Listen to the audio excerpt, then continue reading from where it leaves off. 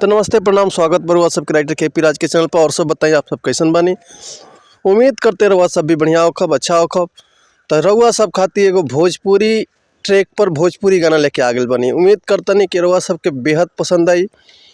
आजकल गोलू गोल्ड के एगो गाना आइल कि दवाई चलता कि पहिले लेखा बना भलाई चलता तनी हटके सूती देहिया से दवाई चलता तनी हटके सूती देहिया से दवाई चलता। तो यही पर भोजपुरी एगो बेवफाई संग एकदम ब्लास्ट मैटर हुआ सब कति लेके आ गए बनी। उम्मीद करते रहुआ कि बेहद पसंद है। आज देखी गाना कैसे बा।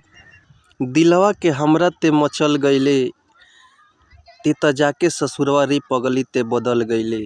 दूसरा पार्ट में बा भैया कि सैया के सांचा में ते अपना ढल गईले ते त जाके ससुरवा रे पगली बदल गईले।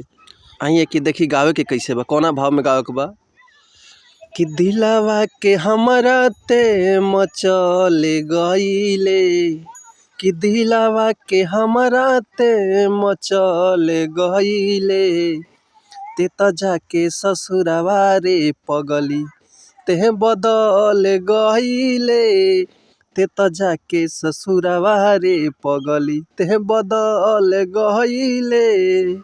सैया जी के सांचा में अपना ढल गईले, सैया जी के सांचा में अपना ढल गईले ते त जाके ससुरवा रे पगली ते बदल गईले ते त जाके ससुरवा रे पगली ते बदल गईले। तो उम्मीद करते रहुआ सबके मैटर बेहद पसंद आयल हुई।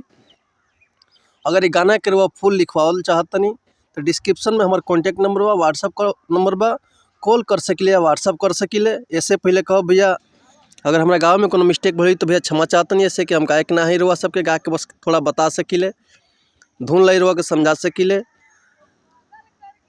अगर वह चैनल पर नया बनी तो चैनल के सब्सक्राइब करी, लाइक करी और बेल आइकन प्रेस कर दी कि कोनो भी वीडियो हम अपलोड करें तो सबसे पहले सबके नोटिफिकेशन मिलत है नेक्स्ट वीडियो में। तब तक ले रहुआ सन्मति चाहतनी। कुछ नया गाना, कुछ नया वीडियो, कुछ नया मैटर, कुछ बढ़िया सी चीज़ लेकर रहुआ खाते उपस्थित होता नहीं नेक्स्ट वीडियो में। तब तक ले अनुमति चाहतनी। नमस्कार, प्रणाम, धन्यवाद। जय हिंद, जय भारत, जय भोजपुरी समाज।